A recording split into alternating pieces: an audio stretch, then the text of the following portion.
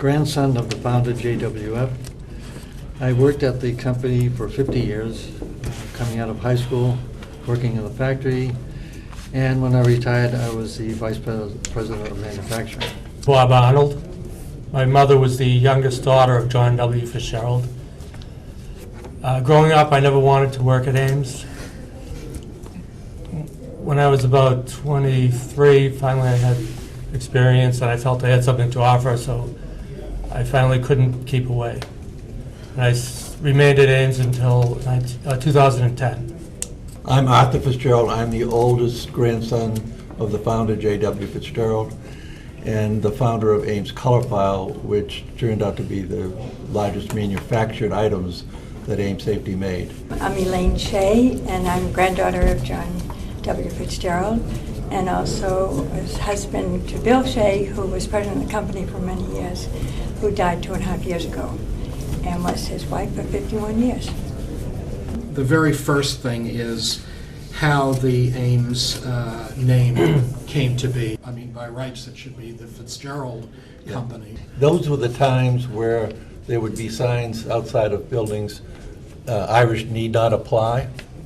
And so the respected people in the area were the Brahmins, and Ames Plow, which is the oldest company in the United States, was not only Brahmin, but was the beginning of the alphabet. And coincidentally, his father was killed as an engineer working on the Ames building, which was at that time the tallest building in Boston. What was John W. Fitzgerald like? How would you characterize him? Extremely honest. He never graduated from high school. He had to leave high school to help support the family when his father died. And he was a very hard worker, honest, straightforward. He was a family man, and very thrifty. I particularly remember him telling me when I first came to the business that he was very proud of the fact that he only reserved $25 for bad debts. He said, "I've only used it once." As a result, because he had gone through the Depression, and at one time, evidently, he had no money for payroll, went to the banker, actually got on his knees to have the banker give him that week of payroll to keep the company going. So he was very aware of debt, and he employed 2 full-time secretaries that did nothing but write dunning letters. And was this during the Depression? No, this is much later on, but the memory of that. Yeah. So the first letter he would send out said, "Please send a check by return mail or a good reason for not doing so." By the time you got to your 30 days, you're lucky you didn't have a lawyer on your doorstep. So he was, and one of the problems in the early beginnings of the company was he wanted to die debt-free and leave the company clear. So when Colorfile came along, all of a sudden we're getting all these orders. We had to buy machinery, we had to expand the building, and it was like pulling teeth. So he would build the smallest building. And, like an addition, one was like 15,000 feet. Before it was halfway done, we had to do another building. So everything was this clash between holding on to the money and growing.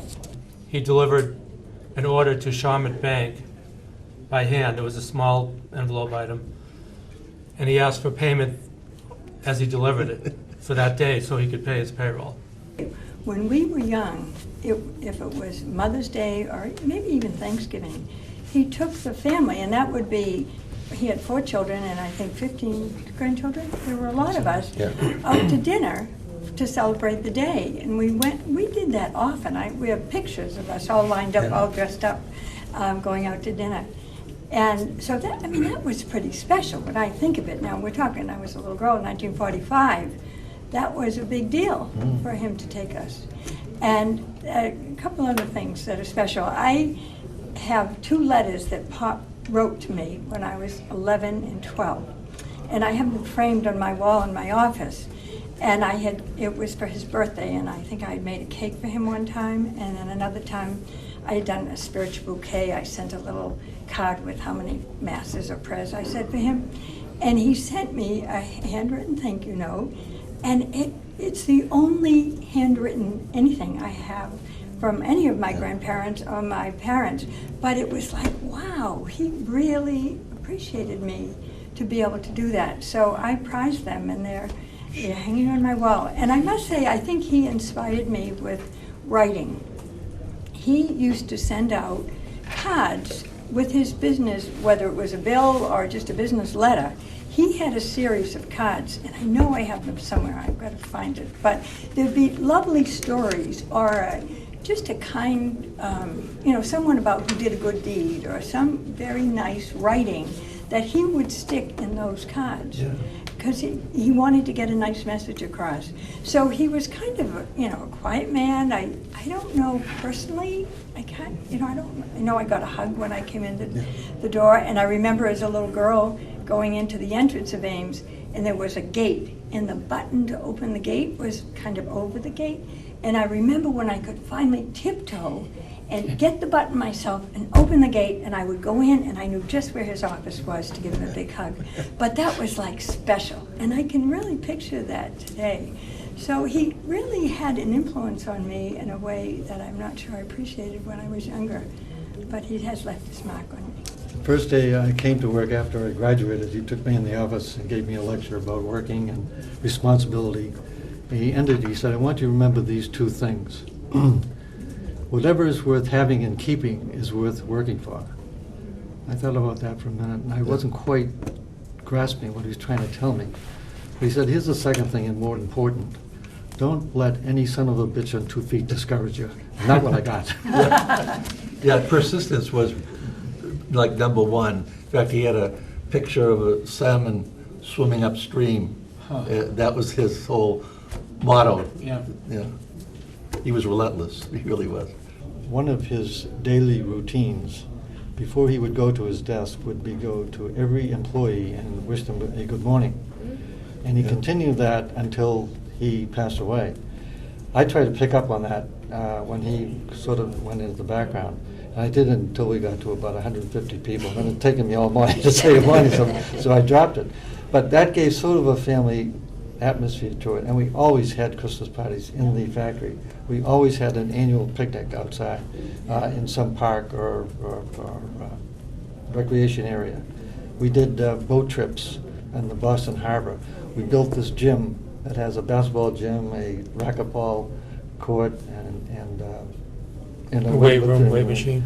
and then we had this profit sharing plan too. So all those things combined, there was a rapport between management and ownership and the employees that was hard to describe, but there was a bond there. Where were the first envelopes, the security envelopes? Where were they made? How did this all come about? That's kind of, I think, fuzzy for me, but you know what 5-piece red rope envelopes and wallets are, that lawyers put The their... gusseted The Like gusseted the pockets. accordion? Yes. Yeah, the Exactly. accordion type.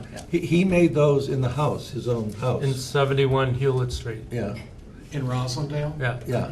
But didn't it begin because he worked for the post office? Right, And he that- felt that all the envelopes were falling apart and they weren't made well, and he wanted to do something about making them better. Yeah, at those times... And he was a salesman for an envelope company. I think it was Keystone. Keystone envelope, yeah. And so he basically put the orders in to Keystone, a manufacturer, until he got his first plant. So he was really reselling the envelopes that somebody else was making. But the safety envelope was about the fact that in the 20s, there was no insured mail. So the safety envelope folded the body of the envelope over, because postal employees used to take their pencils and stick the eraser end in and roll it and pull out dollars or certificates. That's stock pieces big. But he saw in the post office, the typical envelope had like a 1/4-inch seam of glue, like a 1-inch flap, but there's just a little piece of glue at the middle. So one envelope would come in and catch it and it would open up, and so his big thing was 1-inch glued seams, right? So Yeah. he spent a lot more money making this indestructible envelope, but as a result, it was like twice as much money. But he didn't care. He only made the best. That was his whole ideal. So reportedly, the envelope making started in the basement of the Roslindale house, is that right? It could be. Yeah, I don't That's know. what my mother told me. Yeah. And I don't know how many years later they finally rented space on Atlantic Ave I believe that was the first. I think it was 610 actual Atlantic space. Ave. It was the 610 big- Atlantic Ave. Do you know what year that was? That was probably in the 20s or 30s, I would think. Yeah. It was not unusual for him to be carrying bags of envelopes partially made as he goes to work in a big potato sack. And on the way to work, on the public transportation, he'd be folding envelopes and finishing them on the way to another job. Why did the company move to Somerville? How was that? They didn't have enough space in Boston, in that Okay, building. so there was room to expand here? Yeah. The building, I think in 610 Atlantic Ave was probably in the 10,000 square foot area. And I think the Somerville one was what, the original building, 20,000? You and I were the only ones that actually went to the Atlantic Avenue building. I'm trusting you on that one, I don't. You don't remember that? I remember going into that building, but very fuzzy about how big it was. It seemed big to me at the time. The bread and butter products at that time were expanding envelopes, heavy-duty expanding envelopes in multiple sizes. And then without the... Made out of craft paper. Made out of heavy-duty papers. And the five-piece expanding type wallet, accordion type pockets. Those are very stable products that we made. When we got into the color coding, of course, all of the color-coded products, folders and x-ray jackets, were really the bread and butter that made the company grow. And it overtook the envelope business by far very quickly. We designed something for a lawyer or an accountant and make just that for him. And that was kind of the way we learned growing up, that we had to make it special. So when I started color coding, we did a special order for Mass General, another totally different one for children's, another totally, until it got to the point where we had so many special orders that Neil he'd have to interrupt an order to get another order out. And finally, we got to the point where the lead times for orders were getting ridiculous. And he said, can't we come up with something This is that's where he and I uniform? started fighting, by the way. Yeah, so it came to like a standard folder. We took the features of each of these color codes and came up with like a conglomerate, which we had probably 3 color bars, and we had a... There were a couple of different standards, yes. Yeah, Two different- color, two- 3 color. But he could make like 1 million of them with partially made, and then take them out of inventory to finish them. So that's when, the pricing started to go down and the volume went up. Because The we could beauty do of the manufacturing setup that we have was that we could respond to customers' creativeness, and that we weren't locked into a certain style, certain mode. That a lot of the products that we did make were only one-time products, just specifically for that customer. But there were some things that did endure. In the envelope manufacturing, we came up with this new design of a follow-up folder that nobody had ever made before. It was quite popular also with the government. The government bought a couple million of these folders from us. Was a huge order for us. These lock envelopes that we've talked about before that secured the contacts through a metal locking device that banks used continuously, police departments used to secure the evidence. Hospital valuable envelopes as well. Okay.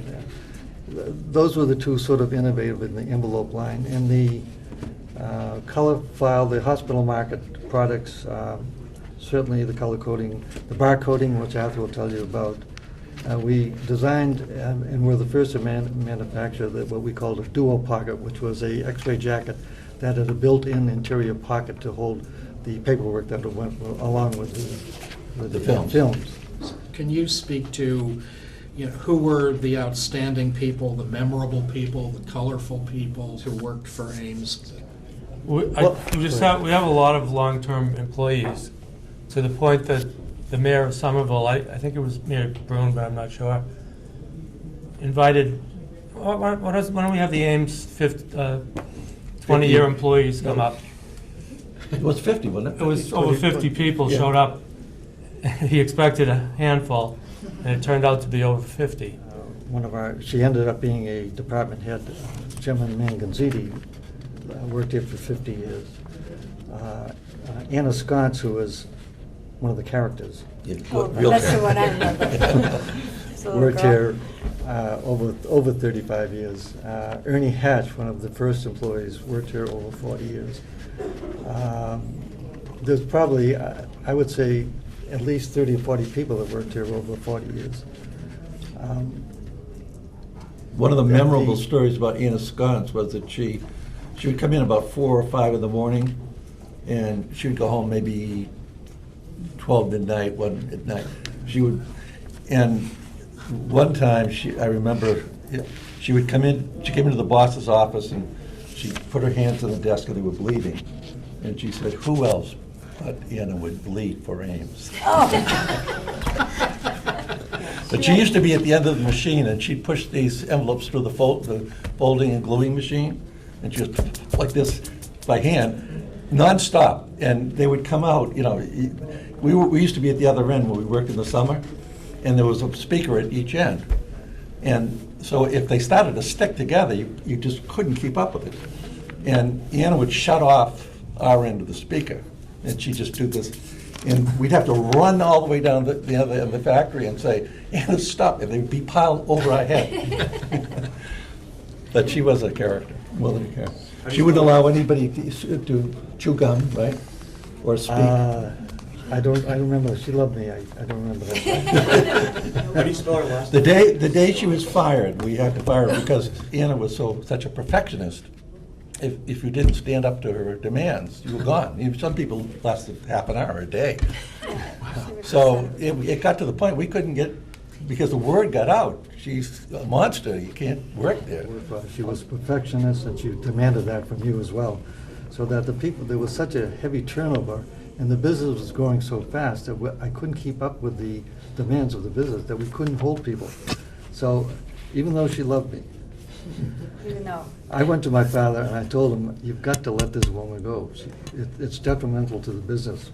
So after much hand-wringing, he agreed, and he let her go a couple days later.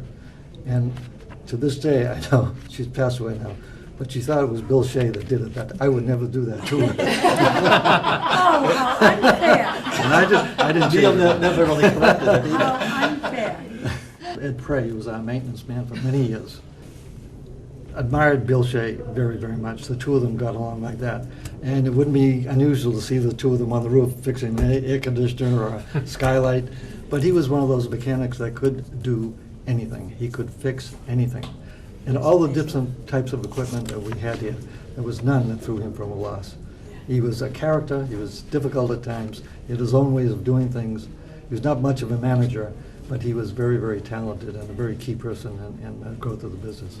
He and Bill loved each other and respected each other, but they went nose to nose often. They each thought they knew exactly what the right thing was. And I have several little wall hangings at my house with a $1 bill attached or a $5 bill attached, that they had some kind of a bet that who was going to do this. And anyway, Bill won these particular dollars, and they're framed on the wall. Did most of the Ames employees live in Somerville and Cambridge, and what was their ethnic background? Was there one predominant group? Or how did- Initially, it was, the ethnic were Italians and Portuguese. Portuguese. Yeah. Most of them And went I'd by say the most of them were local, used public transportation. Parking was never really a huge issue until we grew so fast. But then at the peak, and I don't have the exact number, but I know it was over 30 different cultures that worked here.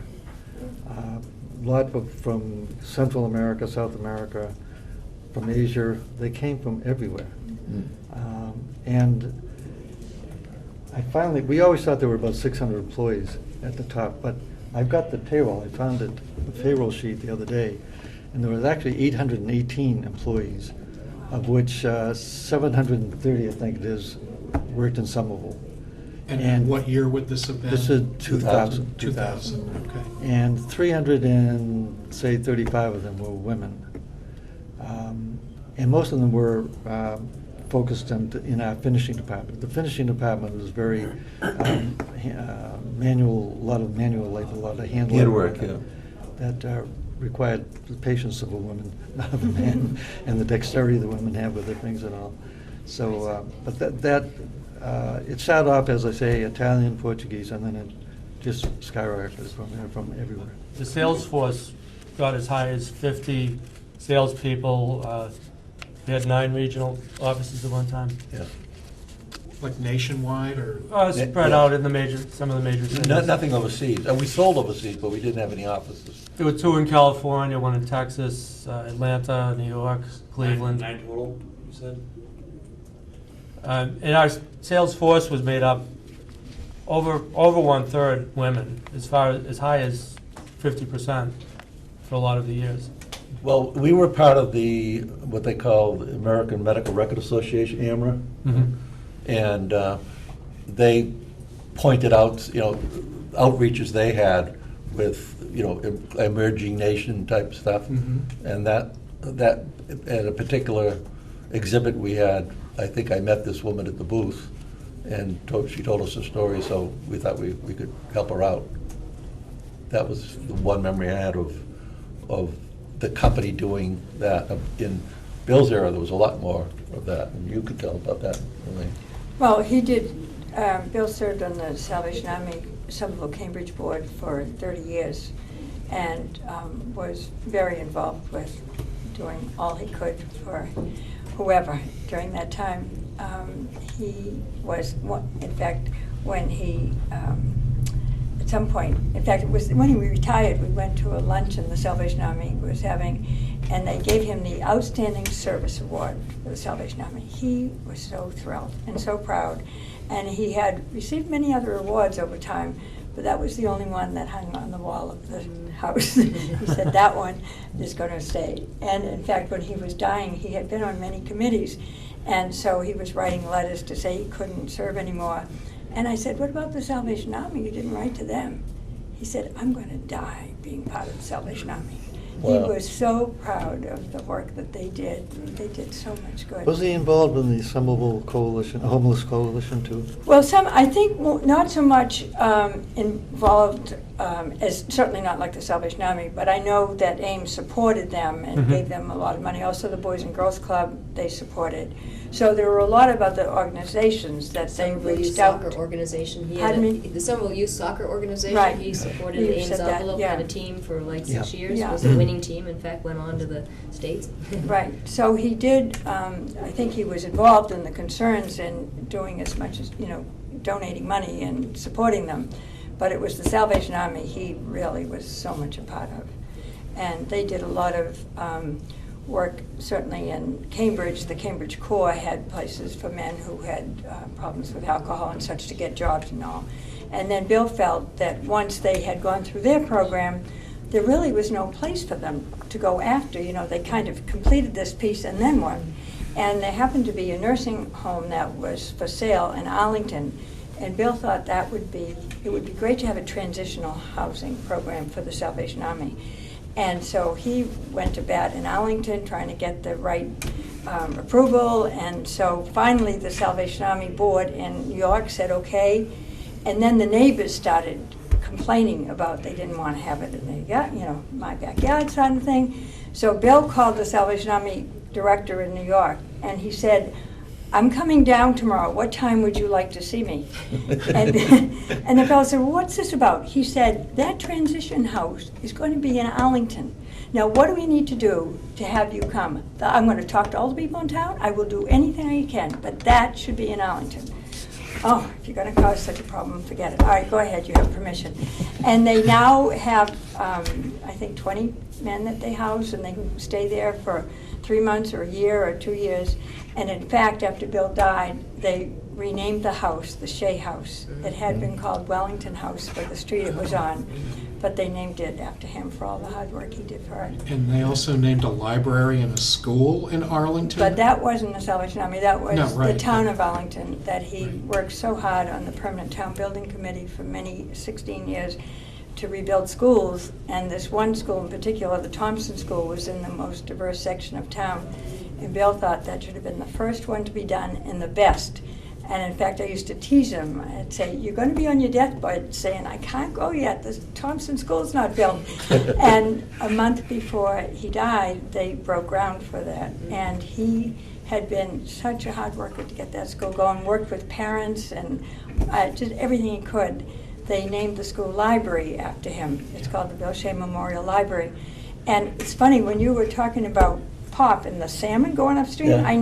I don't remember that story. Yeah. But Bill's favorite book was The Little Engine That Could. Yeah, And that's he right. always thought everything was about attitude. If you work hard and you think you can, you think you can, you think you can do it.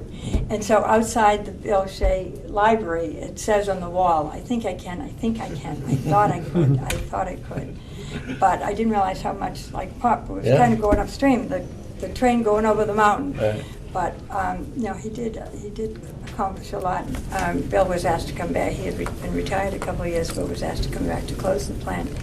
And it was so hard for him to do, to let go of so many of these people that he hired years before. And there was a fellow, Arthur Jones was his name, and he may have been one of the first African Americans that worked at the plant. And Bill had hired him maybe 40 years before. And he said, Arthur, I just feel so terrible letting you go. It just is not right. Yeah. And Arthur said, don't you apologize to me, Bill Shea. Because of this place and the job that I had and all that I got from it, I was able to buy my own home. I was able to buy cars when I needed them. I was able to put my children through school. I am grateful to Ames for all it did for me through the years. So you feel good about what you've done. Yeah, it was really good. Oh, Bill was in tears telling me the story when he came home. He was so touched. He said, oh, it makes it okay. At one point, we were next to the city, the highest The largest employer. Largest Yes, employer. That's right, I do remember that. Yeah. But then, how about the Ames owning property down at the MBTA finally? Cobble Hill? Yeah, we're at Cobble Hill. Cobble That's Hill, right, there was a that's big right. piece of Yeah, property that's there. right, yeah. And That in was fact, at 25,000 square feet, it I was think we had big. there. I remember when the Grossmans owned the, what was it, Boston Envelope? Boston Envelope. Mass Envelope. Envelope. Mass Yeah. Envelope was next door. And I remember going to actually Mr. Grossman's wake with Bill.